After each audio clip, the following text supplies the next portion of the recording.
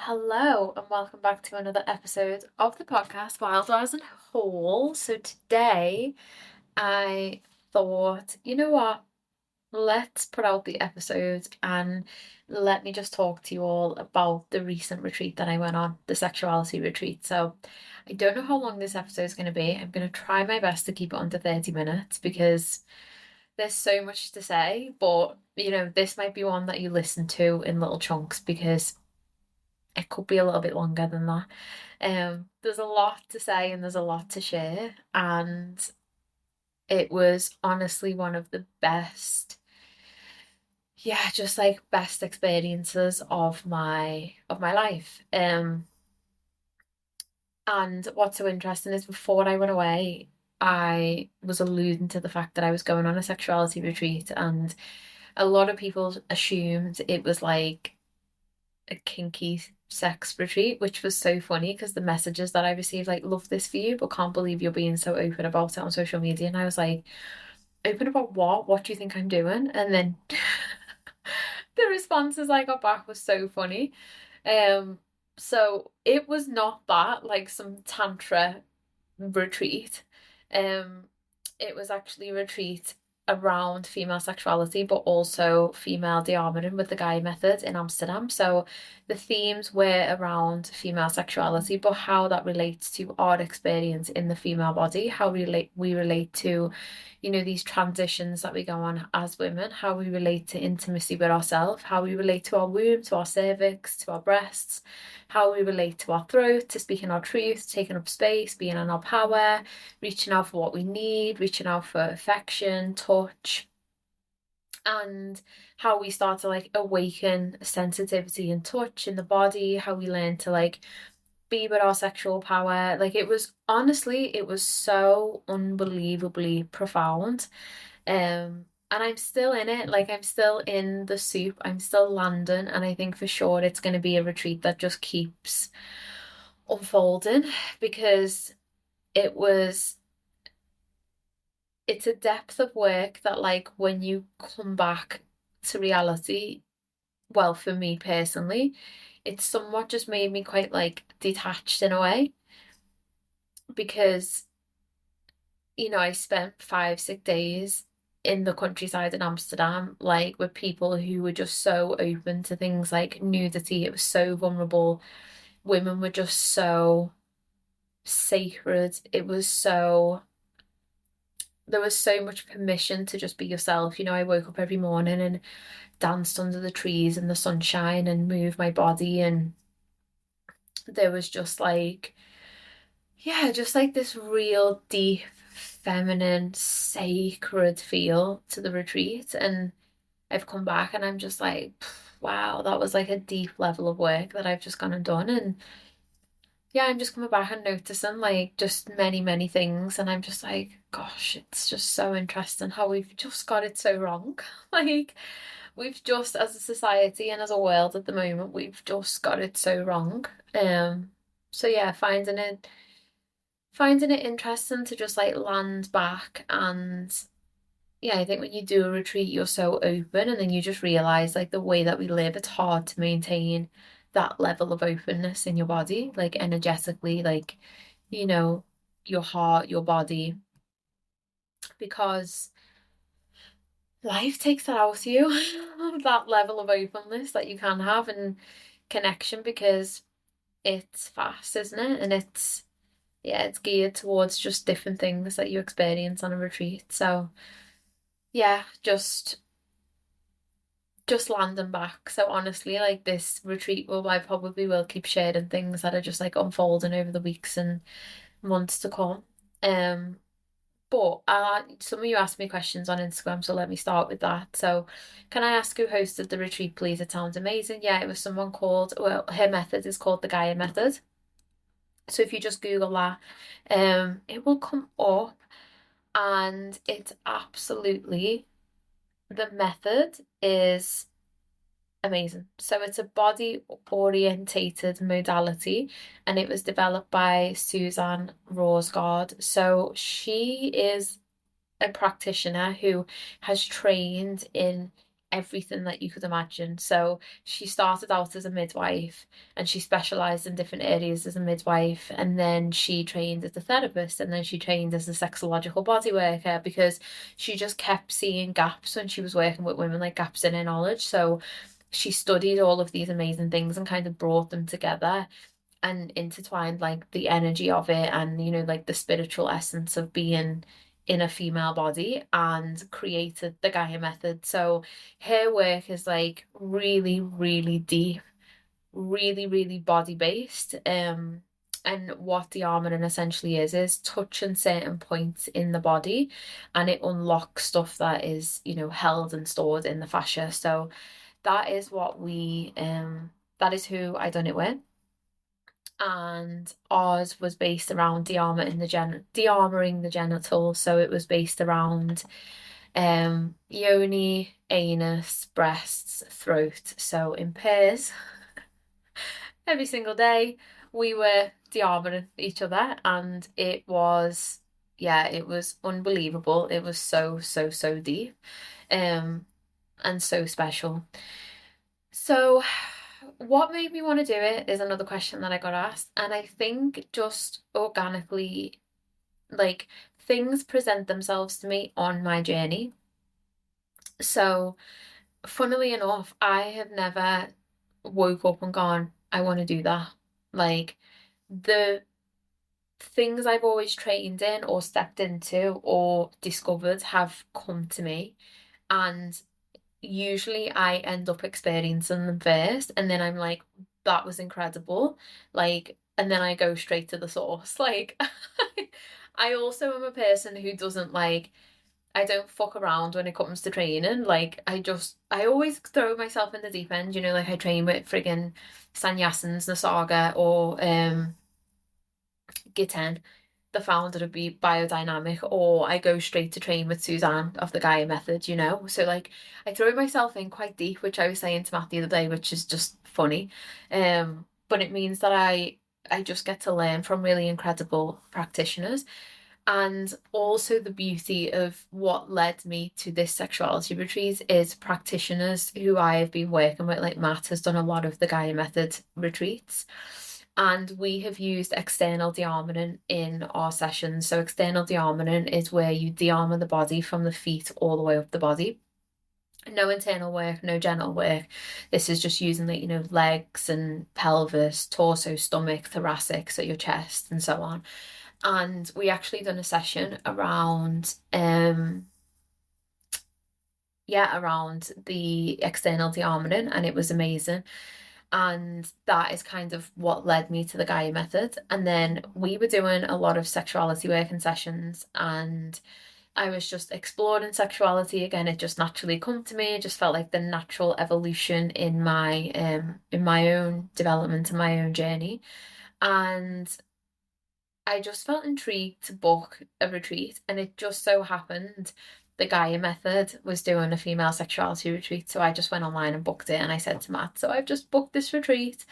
And I think like I wanted to step into a space where I could really be held to explore the theme of female sexuality, and where I could really go and just submerge myself in that process, but also do it in a way that felt like really sacred and not like not not coachy, you know, like somewhere that I would go and I would get so, so much out of it. And I did, because I also now know how to do it internal de-armouring with women and also myself. And also I went on that incredible journey. So that was great. So that's what made me want to do it. I didn't really overthink it too much, but just like I was working a lot around like sexuality, because I think for me, like I've really struggled, like sexuality has been such a theme in my work. It's been such a theme in like my trauma work. And in essence, when we do like biodynamic retreats and stuff, and we're working with life force energy, essentially we're working with sexual energy. It's the same, but it's different, right? So for me, I've been working with sexual energy for like 18 months. And I knew for me there was like a disconnection from it, because of my, my own pleasure practices that I do at home. Like I struggled to, for the past 18 months, I struggled to orgasm. I completely disconnected from like pleasure and orgasm. And when I was in the biodynamic retreat last year, you've heard me speak about this. On the pelvic belt, like I just completely disassociated. So for me, like my pelvis held a lot and I was really aware of that. But I think through the work that I've done since that retreat last year, being able to build a sense of safety, being able to get curious, being able to like understand that sexuality work is usually less about sex. So I was realizing like it's less about the orgasm, and actually for me it was working with like the resistance and the anger and the sadness and all of those things that come up for me when I explored this piece around having an orgasm. So there's been a lot that's come up for me to like step into this. And then also the other thing is like I really desire to like be in like a really conscious relationship. And I knew for me there was like pieces around consent, like embodied consent and boundaries, and you finding your yes, finding your no. And I think there's only so much of that I can explore like really on my own. So also stepping into this retreat, even though it was a woman's only retreat, like it felt like a nice first step for me to be able to like explore that, which was something that I massively got from the retreat. It was great because like embodied consent and boundaries is not just about like when we're being intimate, right? So when we were doing de-armouring sessions, I would say like pause there, or if I wanted an assistant to also support something that was happening in my body, instead of me just going to do it. And like, so if I was getting de-armored, let's say in the yoni, and then something arisen around the heart, instead of me holding that space as I always like usually do for myself, for me I explored like putting my hands up and just like really asking for permission to just be fully held. And it was so nice. And then it would be like, no, don't go any further, press a little bit harder, remove the pressure, remove the finger. So like it was just so, so nice. And it was just really, really nice to explore like embodied consensual boundaries with people who just really deeply, deeply honor that and really, really, really advocate for you to understand what that means, feel what that means, and then speak that into truth so you can just have this like really incredible experience. Um, what was your biggest discovery during this retreat, and are there any areas that surprised you? So there was many, many, many things that I got from this retreat. I think the biggest thing that surprised me is I honestly thought this was going to be like hard. I thought it was going to be deep. I thought it was going to be edgy. I was like, on the way to the retreat, I was like sulking. I was a little bit moody. Just when like all of your protectors come up. I wasn't well, so I was a bit like, I can't really be arsed stepping into this. And I just created this narrative that it was going to be quite dark and quite heavy and quite vulnerable and all of these different things. What surprised me the most is I found my thing. I fucking loved every second of that. The expansion that I felt in my body, nothing felt edgy, like nothing at all. I really could hold myself. I had more like energetic releases. Like, of course, there was emotion that was released in some things, but there was just so much energy that was unlocked in my pelvis and my yoni. And it's almost like over the last 18 months, I've done so much like emotional processing. I've done the big, big, big, like in the depths, in the vulnerability, like, yeah, all of that stuff. And then I've kind of also done a lot of muscle processing. So when we speak of body work, it's like muscular processing, where like the fascia stores things and we release in the fascia and all of these different things. We have holding patterns, all of that stuff. Because I've also simultaneously been having body work sessions, and biodynamic teaches you some body work techniques.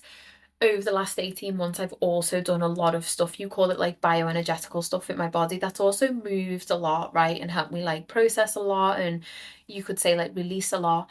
And then by the time I stepped into the retreat, honestly, it was just so energetical. It was like my body just felt like it was made of energy. And I have never felt so fucking powerful as I did in those 6 days. And it made me realize this is one of the things I was surprised at. Like, I'm scared of um owning that power. Like I'm still not quite there with it because that it takes my breath away. Like, and it comes so much so from like my pelvis. So that's definitely like a piece for me to explore. And then also I was surprised by like this narrative of I've got a story around I really struggled to orgasm and my experiences of like taking that away from me. And I was like, there was a lot of fucking anger about that. And like that was like real truth. Like I can't do this anymore, like because of this and this and this. And we just thought like we were just doing a workshop in the retreat, and I was like, oh fuck, like you've made that up. Like no one takes anything away from you. Yes, it's being impacted because of X, Y, and Z, but more so, if you were to soften and if you were to just really allow yourself to like own your power and get really in your body, like and own your like orgasmic power, you you could orgasm. And I did on the retreat. So it was just like absolute bullshit. And I was like, oh, huh, sneaky little story there. That's like just absolutely kept me stuck for the last X amount of months. Um, so I was definitely surprised at that. And then I think like for me, it was just like how much can you hold? That's one of the biggest things I got from the retreat was just like the expansion, energetic, nervous system level, body, pleasure, feminine power, presence, just like connection, vulnerability, sensitivity, everything just blew open on the retreat. And I was like, I am fucking so like, I'm so powerful. Like, I'm so juicy. I can be so vulnerable. Like, my heart is so open. So I think that was the biggest takeaway for me for sure. There was like a lot of takeaways, but like that was one of the biggest things. I was like, whoa, like as women, yeah, we don't know how to be in our power, do we? Um Also another question I got asked is how did learning about and leaning into your sexuality help you love yourself? In ways that I could like never even explain. Like this is okay, this is one of the most like important pieces of work that therapists should be bringing into the therapy space. Like me and Matt always say this, if you're not bringing sexuality into the room, then you are doing a disservice to how much you can actually help clients like truly deeply connect to themselves. It links to how regulated your nervous system is. It links to how safe you feel in your body. It links to how powerful you feel. It also links to the things that come up in relation in sex, so the patterns that play out, the dynamics that play out in relationships, the way you can learn to integrate those parts of yourself. So if you get jealous, if you have let's say you have really crazy fantasies or kinks as well, but you feel shame about those. That shame, you're feeling that, and that is causing you to be like disconnected and dysregulated in your nervous system. So when you learn to like embrace the things that turn you on, that is self-love because you dissipate the shame around that, right? Also when you're rooted into your body, like when you are connected to your pelvis, and I'm going to be doing pelvic work and sexuality work. There's a day in our retreat where we do sexuality, not as deep as what I do. So if anyone's come to my retreat and thinks, oh my God, I am doing a separate sexuality retreat next year, but I'm going to be doing pelvic work on our sexuality retreat because I train in that in November, so I'm very excited. Pelvic body work. And if you're not rooted, which a lot of people are not, they're not rooted into their bodies and their lives, which means they feel, again, disconnected. Also, like to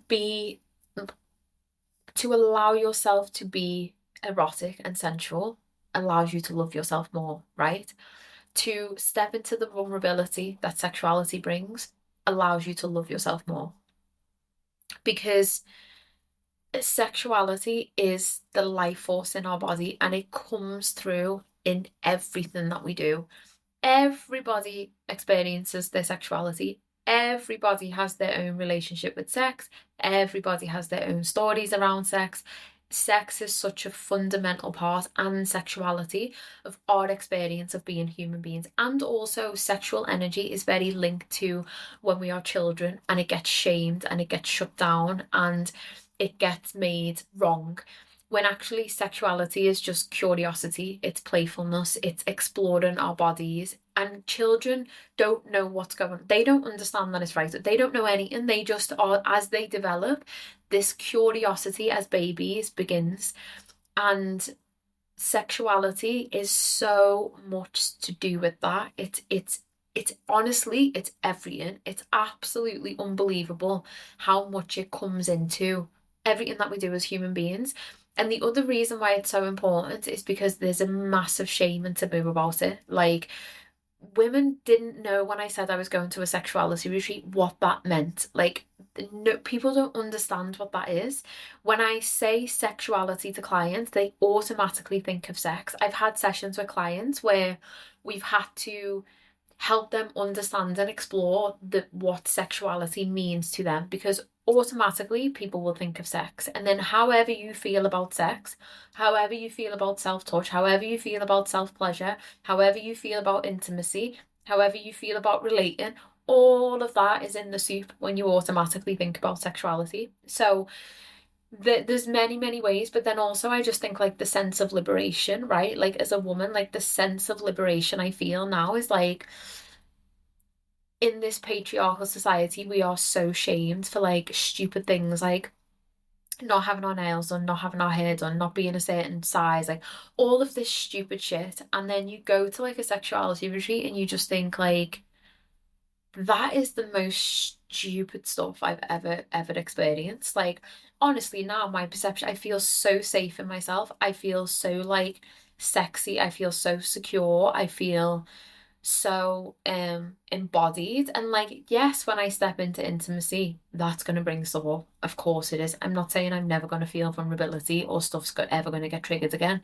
But the beauty is now is like, I'm detaching from the way I've been conditioned to think about my yoni, the way I've been conditioned to think about sex, the way I've been conditioned to think about like what it means to be a sexual woman, the way I've been conditioned to think I should look, what I should do to be a sexual woman. And actually now I can just play around with it and tap into like this energy that's mine, and I get to harness and I get to be in that, but I get to be in that and go and do client work and be so present and so attuned. And I also get to be in that and go to the sauna and be really like connected and have just like conversations and come up with these incredible ideas with my friend. I get to be in that and dance around my living room as I make a cup of coffee and notice that my yoni becomes juicy and then just go about my day. Like, I get to bring this energy into so much of what I do and just feel so embodied and safe in my body, safe in my body. And as women,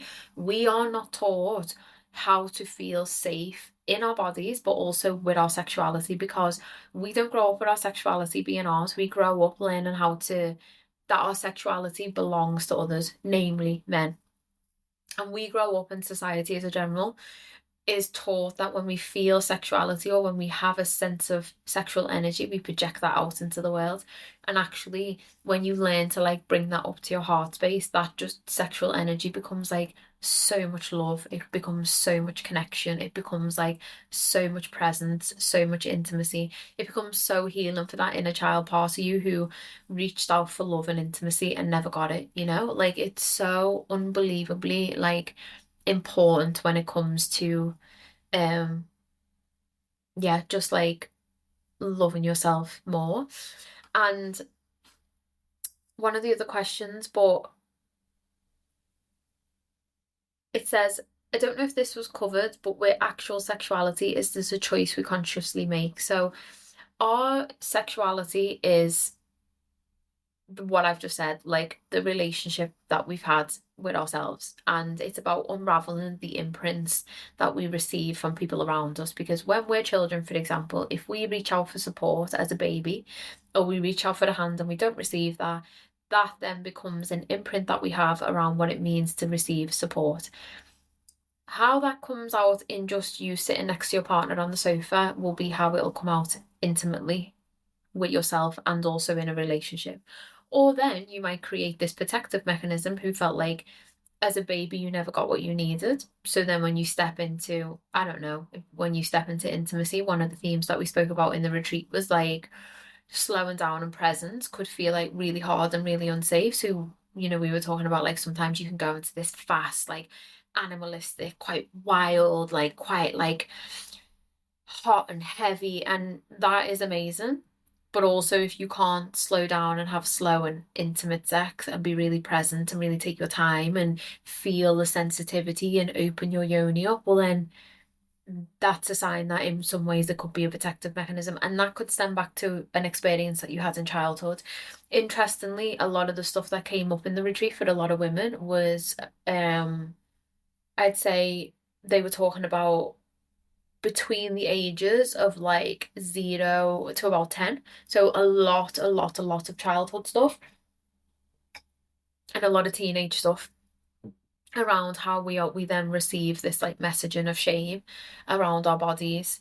So interestingly, not a lot of stuff came up to actually do with stepping into sex. A lot of the stuff that came up, like I've just said, was around childhood. So it's just so unbelievably fascinating. Um, and yeah, like your relationship with sexuality is just your relationship with yourself, like how you live in a female body, your sexual energy, how you speak your truth, your connection to your breasts, your connection to, yeah, just being a pleasurable embodied being, and anything that brings along the path to unraveling that. Like I said, resistance, fear, anger, grief, sadness, all of the things is part of the process. And then I would say, but the other thing as well is like your relationship with your sexuality. For me, was big for me, is like my relationship with that, with the masculine, to feel safe. So to feel safe in myself, but then also to feel safe with the masculine. So there was a man on the retreat, and he was an assistant, and he was an incredible man in his heart, really embodied, just held some beautiful, beautiful, beautiful space for women to move through things and process things. And he just he made me feel so safe, and he made all of the other women feel so safe, and it was so deeply healing to have a man in the room and to just, yeah, like get my yoni de-armoured and just be nude on the bed and there was a man there, and know that, not feel 1 ounce of contraction in my body. And I also think working with Matt has been deeply healing for that as well, because Matt is such a safe man, and he has never, ever, ever made me feel contraction in my body. And that, I think, when we experience that as women, it's so unbelievably special. I think when we experience it with women, it's special. But I think when we experience it with a loving, present man as well, it's unbelievably special when it comes to our sexuality. So, yes, our sexuality is less about sex, more about the relationship with ourselves, which is great.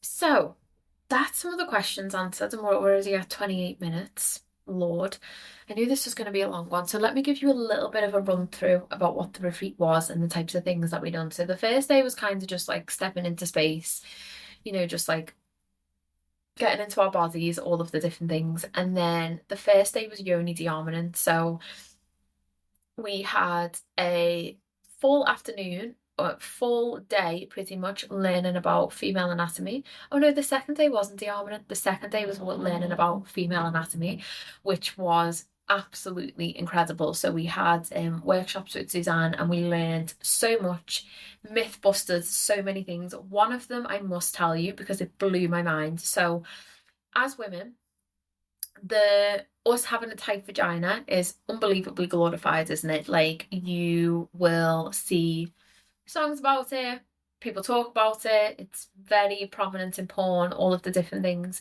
And Suzanne actually taught us that women aren't meant to have tight vaginas, and when we do, what that actually is it's contracted energy and tension that's stored in the fascia of the vagina walls. So it's not actually a good thing. It's actually I don't want to say a bad thing, but it's not what you think it is when you're tight. Actually, you've got a lot of armor in your vaginal wall, which is making you incredibly tight. And the reason why men like this so much is because they are incredibly desensitized. So we are living in a world now where our our yonis, but also men's penises are incredibly desensitized. So our vaginal walls, there might be numbness around the cervix. Like when you do de-armoring, it allows you to track spaces that you're numb. And spaces that you're numb internally is usually where you've got like armor in the fascia and in the tissues. So for me, for example, up by my cervix felt quite numb. Like I couldn't really feel much like when I was receiving the de-armoring, but then also we done like an individual de-armoring session and I couldn't really feel much. So that for me is some continued work to do because I noticed there's like a numbness around that, right? Which would make sense because the things that cause armor are not just trauma. So there could be armor in my cervix because I've had the fucking coil fitted, like I've had smears, like all of these things that caused like the pelvic floor to contract and the vagina to contract and then also like the cervix to contract. These things create armor and um birth for people, like going to the doctors, like STIs, like sex when it might have it, it's not even about unconsensual sex that you've had where like your yoni just wasn't ready, and when she's not ready it can cause contraction in the vagina and it can cause armoring to occur. And a prominent space that we spoke about and we explored was like this 6 o'clock point. So it's just like as you go into the opening of the vagina, and it can cause women a lot of pain. And it come up for a lot of women in the retreat. And it can be a very like a hot spot for where you have armor. So if you ever have intercourse or you're doing anything that's intimate, or you get a smear, for example, or you'll go doing anything put a tampon in and there's like a oof, that can be a sign that there's some armor there. So yeah, all of these different things. So it's not just linked to trauma, and also the pelvic floor and the anus. All of that will pull up and contract if we are shamed, if there is emotional suppression, if we've had difficult experiences that have made us like clam up and tense.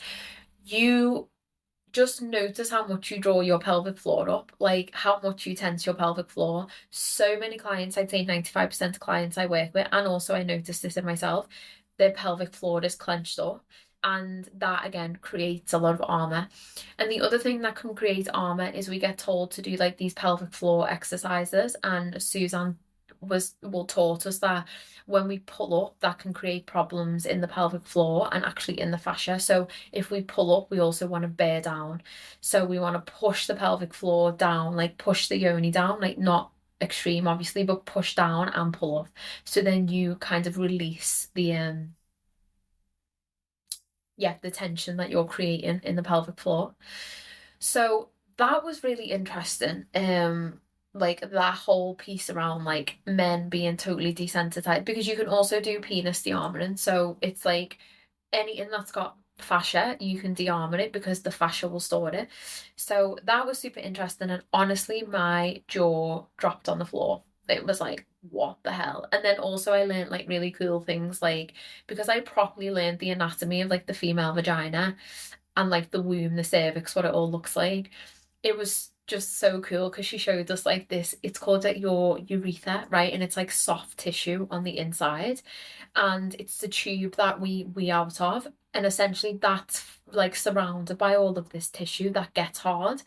So I like put my hand up like a little schoolgirl and I was like, you tell me that women get like internal erections? And she was like, yeah, because she was showing us like when the difference between and explaining the difference between like the male anatomy versus the female anatomy, and actually like the similarities, but like because everything's internal in a woman.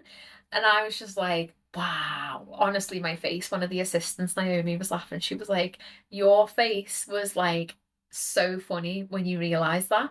So like just learning cool things like that was honestly incredible. And then in the evening we went into like a yoni show and tell, which was just the most joyous, precious thing I've ever done in my life. So all of the assistants went first, and they had a little minute, and Suzanne was showing us everything. So she was like, remember when I showed you earlier about this and this? So she was like, this is this and this is this and this is what this looks like.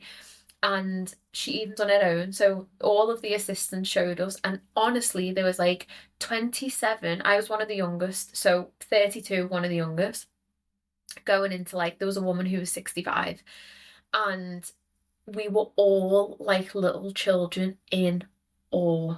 We were like, oh my God, like, look at yours, and like, look how the colour, oh, mine looks like that, you know? And then we had to go into groups and we had to do it, and everything is optional, you don't have to do it. But for me, it felt like amazing. I was honestly like, just like a school kid.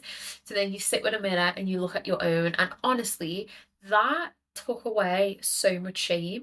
And I know this is a big thing for women, like their lips and how they look, their inner lips. And I know it's like, you can go and get surgery around your lips now. It creates so much shame the way that we look. And to be in a room where 30 women, including the assistants, all different ages, like, and just to see the differences in everybody's yonis, and to just see the beauty. Honestly, I was like, I cannot, again, like, I cannot believe society and the patriarchy and men shame us for like what we look like. And actually, I was saying to the girls, oh my God, our lips are like my favorite thing. Like, they're so beautiful. And like, obviously, in our group, everyone had different ones. But just like, you could just see the shame leave the woman. Like, you could just see it. It was just, and then we'd just be like laughing and joking, and we'd be like, yours is smaller than mine. And then some people had like, the really like, what you would call like the porn look, and we'd be like, God, look at you, you're all like tucked in and lovely, and that's really nice. But it didn't make any of us feel less than. It didn't make anyone else feel like ashamed of what they've got. It was honestly so deeply, deeply healing for my inner child and inner teenager.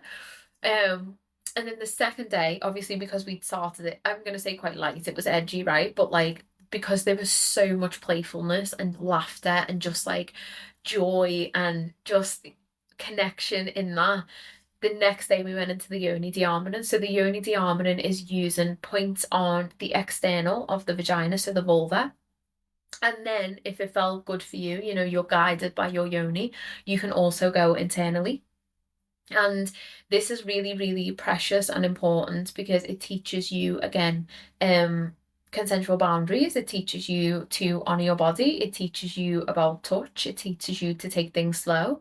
It was so incredibly intimate. So you do that. For me, it was a really, really nice experience. I think some tears came up, but not in too much. So that surprised me. I held one of the most intense sessions I've ever held as a space holder when I was given the only de-armouring.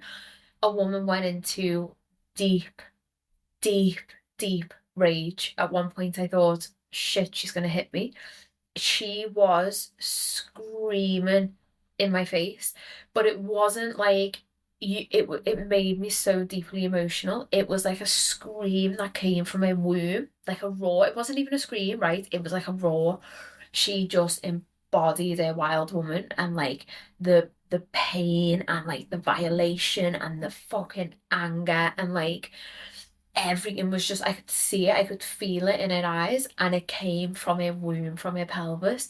And she, like, because she had her eyes open, and I was thinking, right, I don't want her to disassociate in this. I wanted to stay present in this, to be able to move this energy through her body.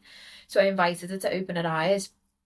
And I was like, come into connection with me, look into my eyes and stay in what you're experiencing. And she was roaring in my face. And as soon as that thought come in of, oh my God, she's going to hit me, it went. And I just dropped right into that moment with her. And then I invited her to just like push on my hands. And then the male assistant was like in the like was kind of standing just watching what was going on, and he just felt really called to come in because you could tell it was so deep about men. You could tell, you could fucking feel it in her bones. And he came in and he stood over me and he like invited her to put her hands on her. So then she started pushing and like roaring with him. And I was like, God, I feel it now. It was so emotional. I just closed my eyes. I just put my hands up.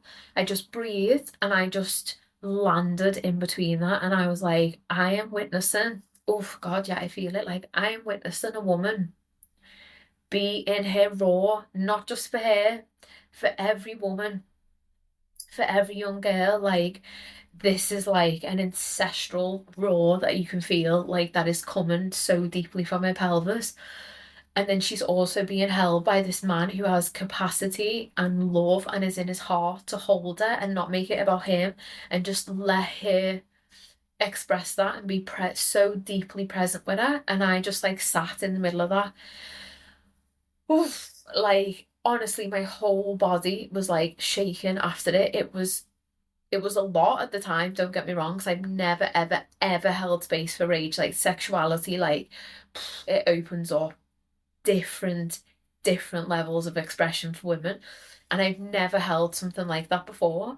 And it went 0 to 100. So I was a bit shaken up. But then after it, I was just like, I spoke to some people and me and this woman kept like talking about it. And it was really nice because Suzanne said to me, like, the sea was a storm and you were like the deadbolt rock in the middle of it. She was like, you were that anchor in this like chaotic sea and you did not budge. And for someone like Suzanne, who is one of the most incredible practitioners, to say that to me, I was just like so deeply, deeply proud of myself that she saw that in me and she saw how I held that space. And again, that just gave me confirmation like I'm exactly where I need to be. Um, so yeah, so that was that day. The day after was the breast day. Big day for me, like a lot of tears, a lot of yeah, my honestly like my breasts were the start of the show. And the things that can like create de-armouring in the breast. So like if we have any scar tissue, when we have like anxiety or fear around health issues, um, like breast cancer, when that anxiety, it can cause like the tissue to contract. Breastfeeding, um, breastfeeding is a big one, and that triggers a lot of women because a lot of women can also have de-armoring in the nipples because of breastfeeding, because of problems with latching. Mums internalize that, creates armor in the breasts. Um, feeling like your breasts have been sexualized and they're not yours.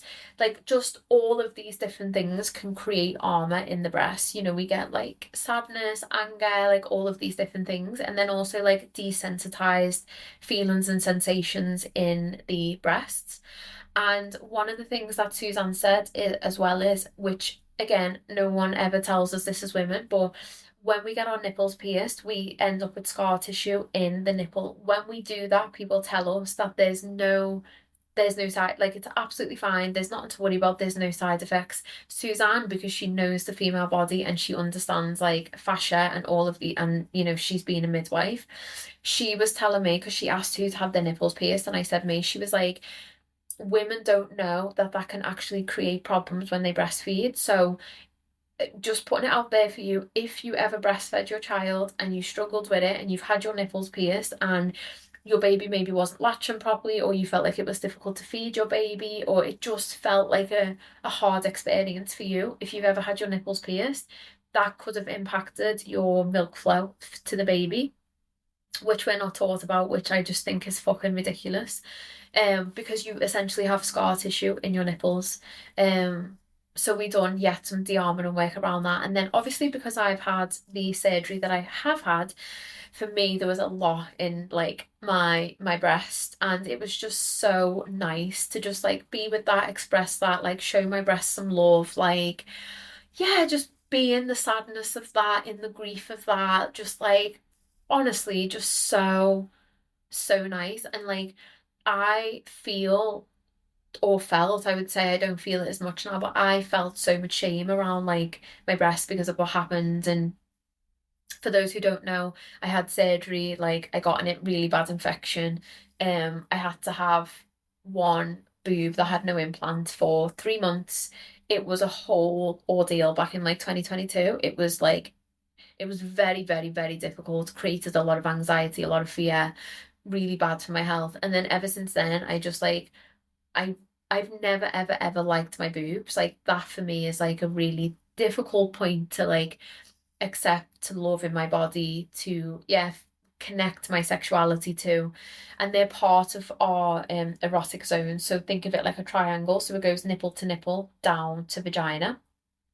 Um so for me, there was a lot of shame. There's always been shame. I've never known anything other than shame around my breasts. And then when I in the retreat, honestly, I was just like, oh, just not feeling the best about like they're not as bad as what I make out, by the way, but like because I've never liked them, I just make out like they're so much worse in my head. And my inner critical voice, its default is to be quite negative around them. And then I think I just like never showed my breast compassion after what happened. Like I never showed it love, I never showed it compassion. And sometimes when I'm like really energetically connected to my body, I can feel the fascia gripping. Like I can literally feel it. I've been doing a lot of work around it, a lot of scar work and stuff. And so I know it doesn't feel safe in my like with me, right? Like I know I don't make it feel safe. I don't make my breast feel safe. I'm not compassionate. I don't show it love. So I know all of that has created armor, never mind on top of the experiences that I've had. So that was just like wonderful to actually just like have my top off, have someone work with my breasts. Like one of the women there was like trained in doing de-armouring and work with scar tissue.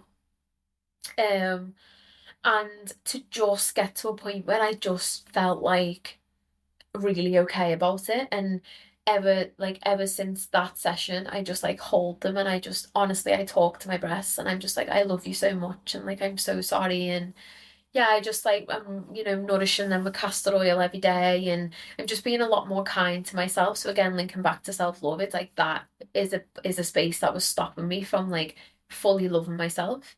um and that was just so beautiful. And then in the evening, we done a individual de-arming session. You could just kind of be guided by your body, either de-armor if you wanted to, if it felt good to your yoni.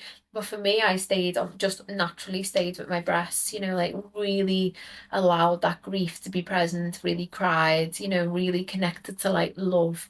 And it was so deeply, deeply embodied. It was so beautiful.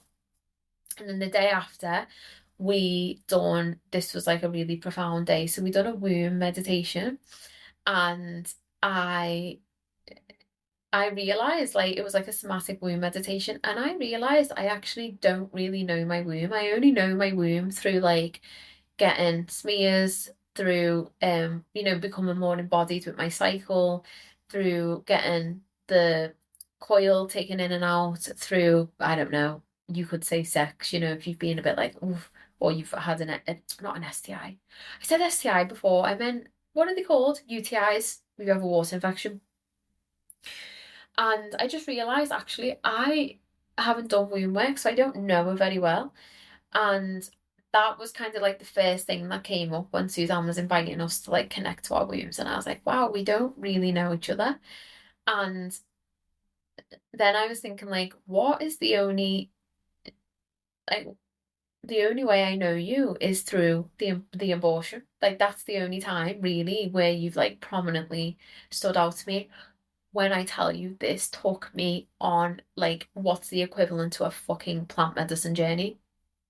So that memory like organically came up for me. And Suzanne, like, this was like a long embodied like womb meditation. So you were like really opening the channel. By this day, you're like 3 days in, you've done like yoni de-armoring, like you've done a lot of embodied practices to like start to really drop you in.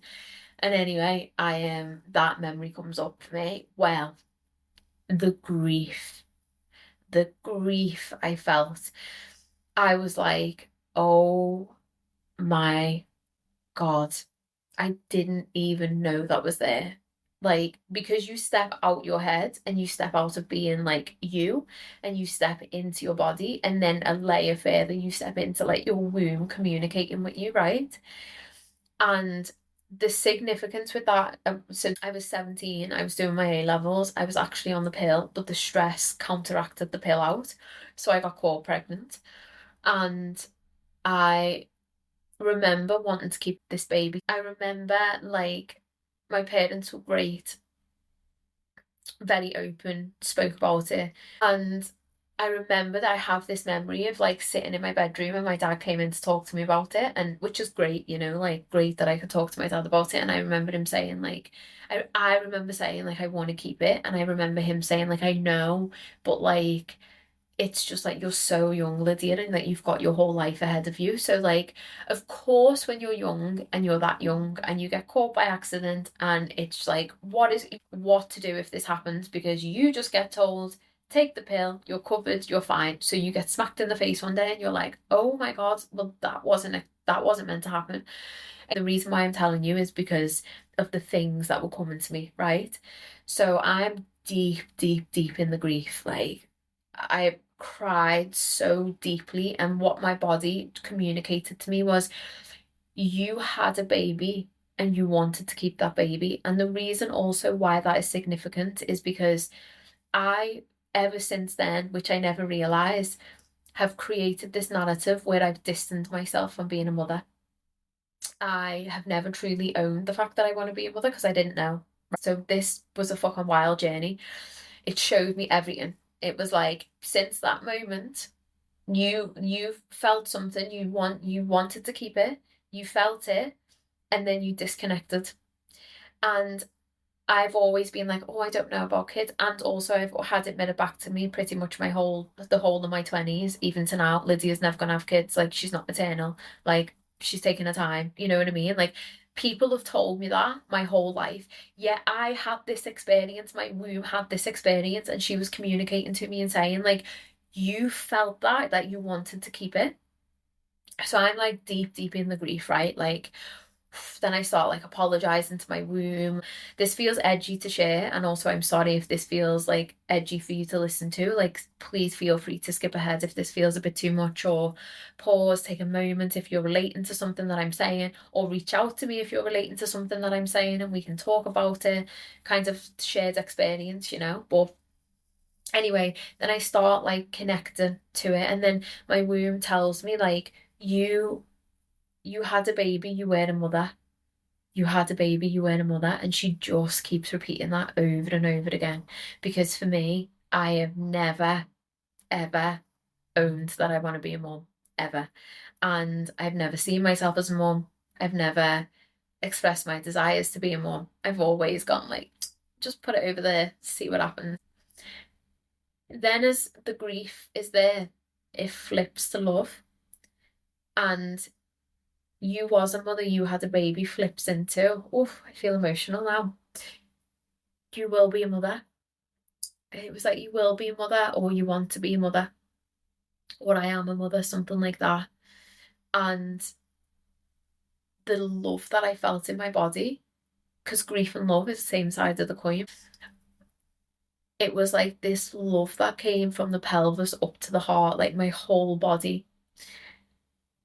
And then it's like she connected me to like my children. So like energetically, I was connected to like my future children.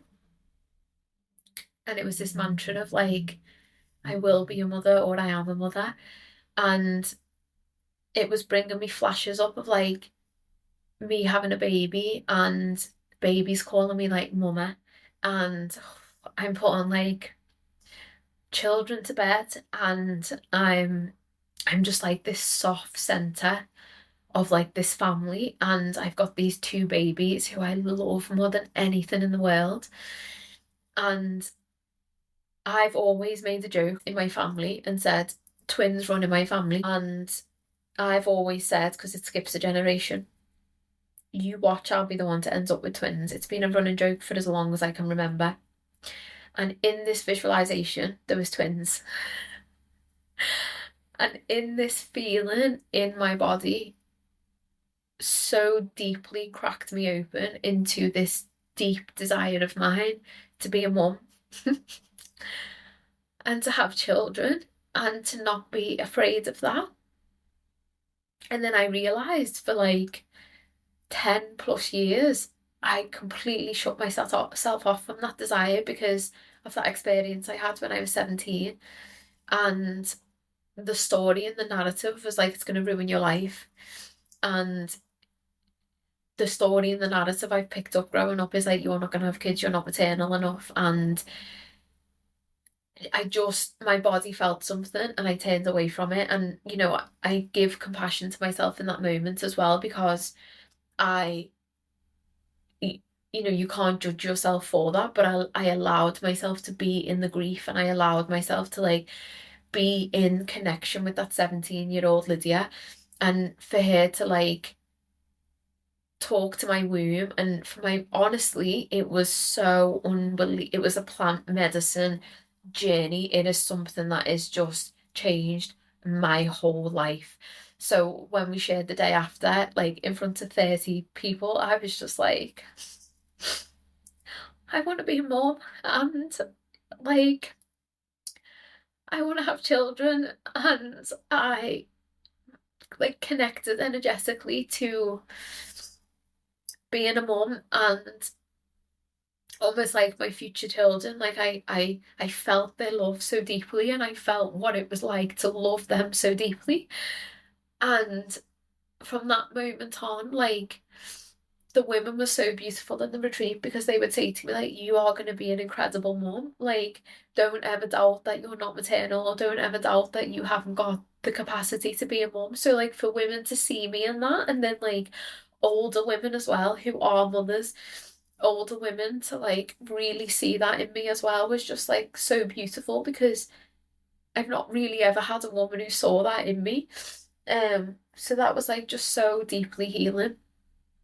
And yeah, then I just like after that integrating it was just like, wow, this work is also like initiating me into motherhood. It's initiating me into breaking so many cycles and becoming the mum that I want to become and becoming the mum that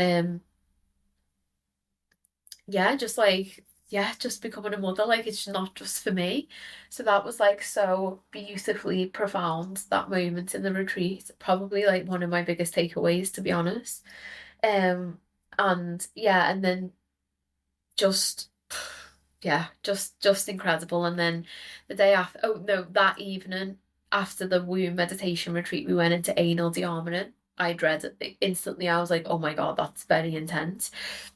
I didn't know we were going to be doing anal de-armouring. So again, it's where you work around the edges of it, and then if it feels cold, you can go into it.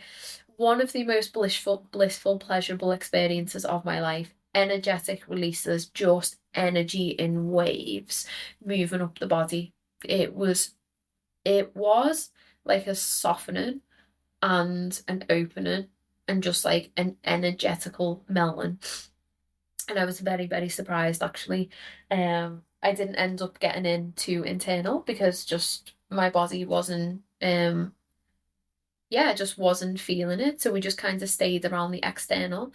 And then to give that also was so beautiful. Like my partner had a very, very similar experience, just waves of bliss and using our voices, just softening our exhales, like softening our jaws. It was so, so beautiful. And it released a lot of tension.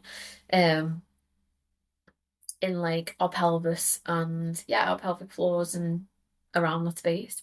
And then the day after was the throat, which was no, that night, sorry, was the ritual night. Oh my God, that was an intense day. Intense day.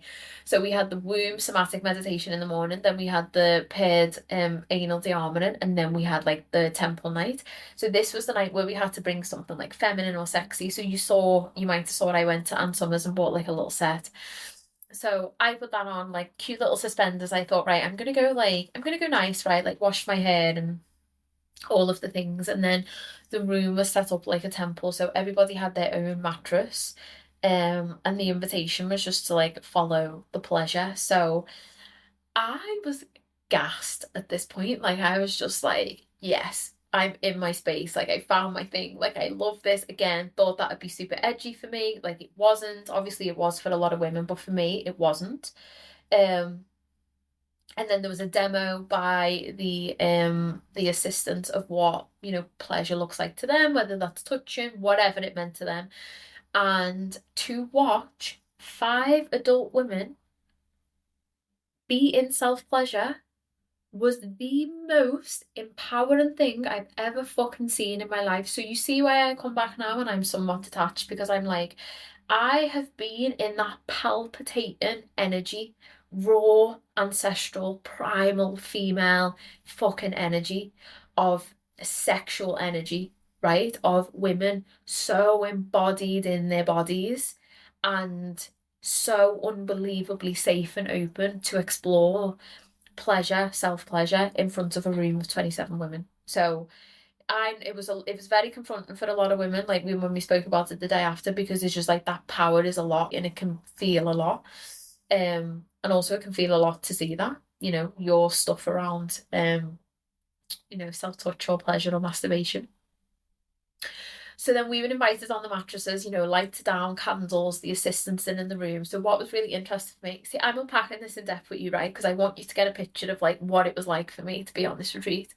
So all that's been done. And then I'm at the mattress at the back, aren't I? By the fucking door.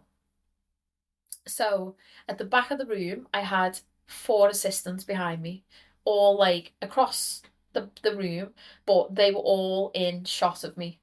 So as I got on the mattress, I was like, I don't want to be performative. And I noticed I instantly went into this like perspective of being performative, which I think is very interesting when it comes to female sexuality and our bodies and intimacy and pleasure, this piece around it being performative. And I think usually because if we're stepping into that with someone looking at us, we can feel like we need to perform, or we can put that performative edge to it so it feels a little bit more comfortable to do it.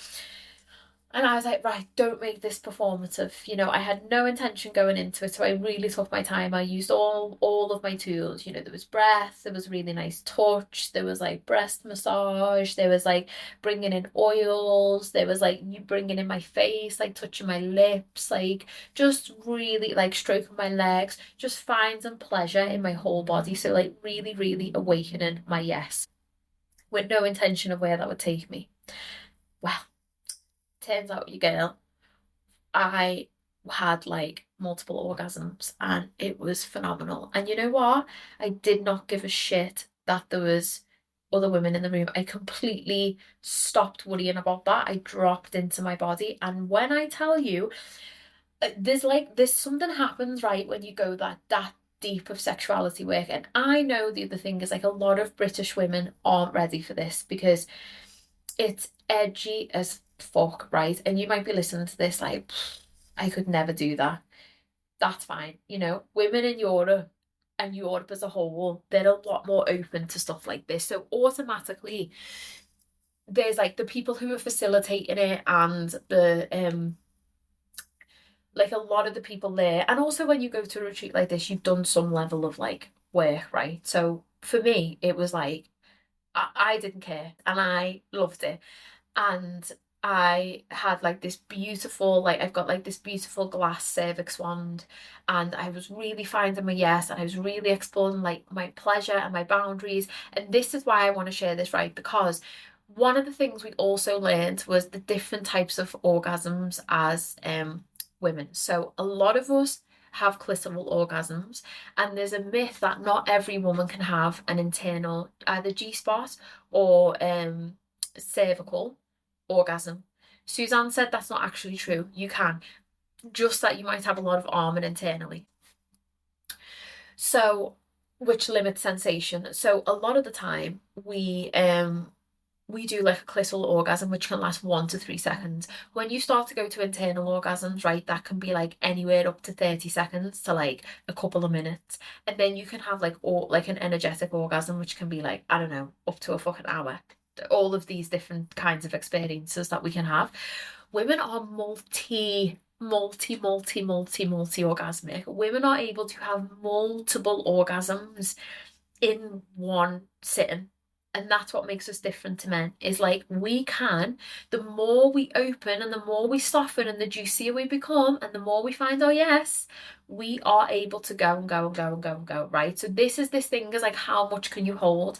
The female body, the way it can expand and what it can hold is fucking unbelievable. And then you start to realize no wonder patriarchy exists, because females are so powerful, so powerful.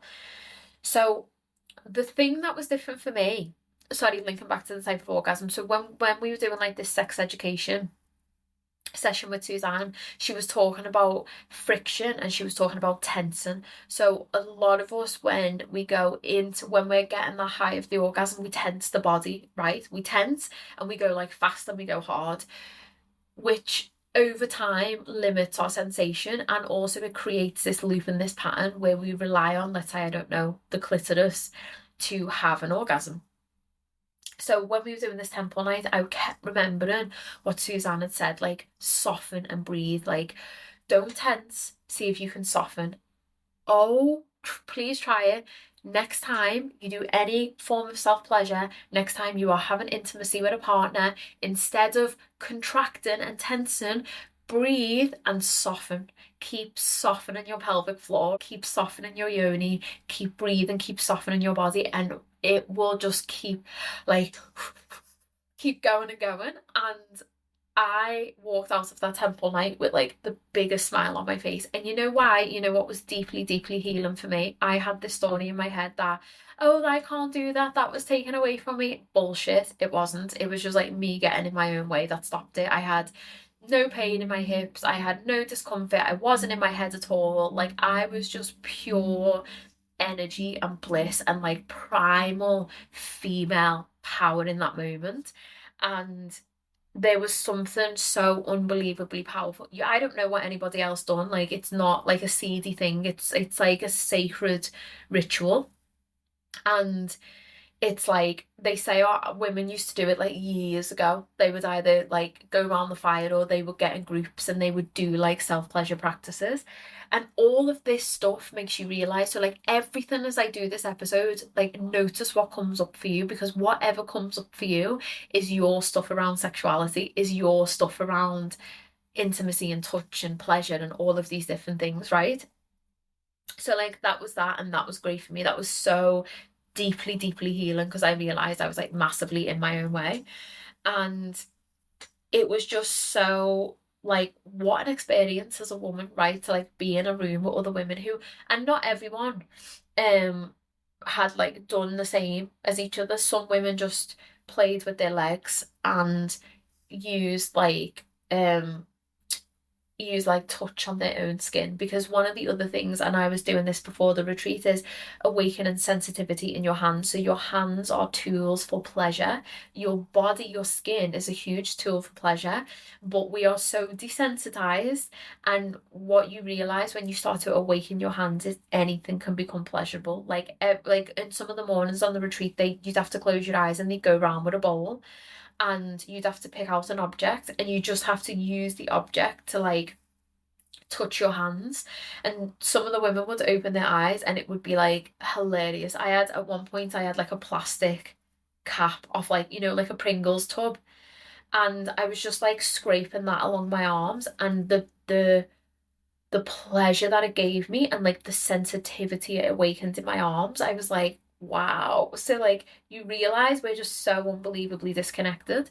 So yeah, just like other women done whatever felt good for them. And I think just the amazing thing was like the energy in the room, that like I'll never find the language to describe that primal, feminine, unapologetic, sacred energy in that room. It was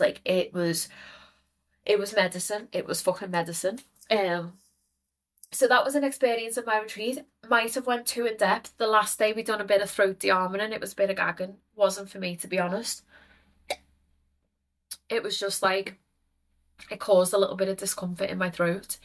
Um, And yes, we have armor in our throats from like obviously not speaking our truth, but also like when if we have like a phobia of being sick, or we've had like tubes down our throat, if we've ever been in a hospital, or as babies, if we've ever had any tubes down our throats, or if we've had experiences when we've breastfed as babies or with bottles where it's like, I don't know, gone in too quick, or like something's happened and it's like contracted the throat a little bit. Like all of these experiences again can cause armor um in the throat. So we done some throat de-armoring, which I've tried a couple of times, but it just gives me like an uncomfortable pain.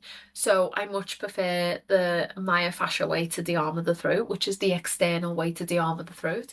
But interestingly, when you do the gagging and you de-armor that way, you also bring the diaphragm into it, and it sends energy to your organs, so it vitalizes the body. So it's a really good way. I'm going to keep practicing it, but it's a really good way to get like natural energy into the body and natural energy sent to all of your organs, which is wild. Um, as I'm like finishing this episode, I'll be honest, a little bit of like vulnerability is kicking in. I'm thinking, should I release that episode? Was it a bit too much? I don't know. I don't think it was, you know.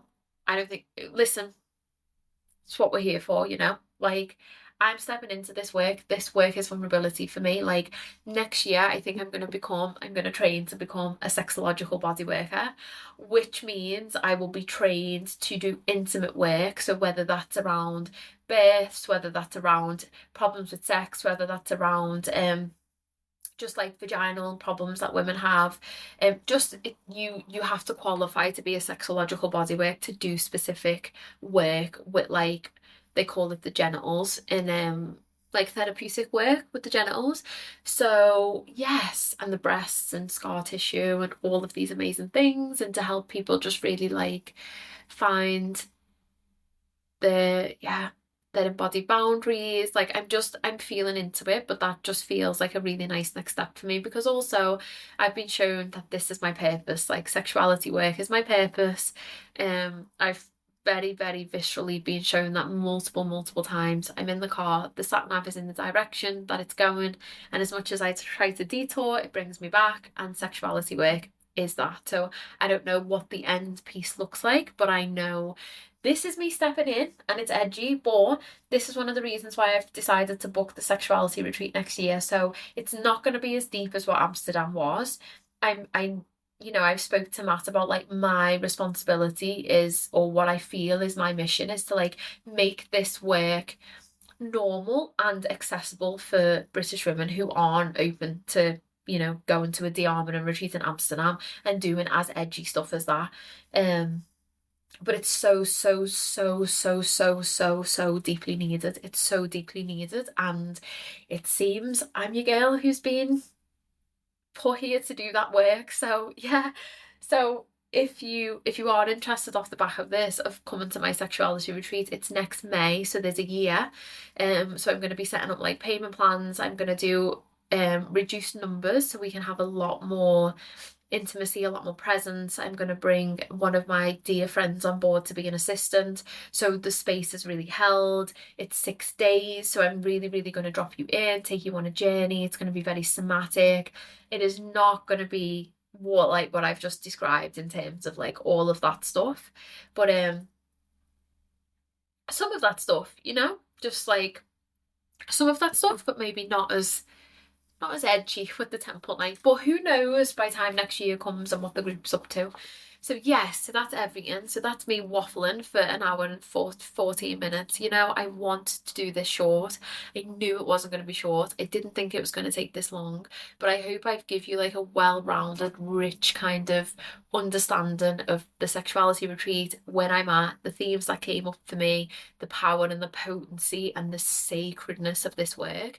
And I don't actually think I could have done that without taking you on the journey of those 6 days for me. So yes, I hope you enjoyed this episode. Feeling a little bit vulnerable, but alas, we move. And on that note, goodbye. Love you very much. Thank you for being here. Take care.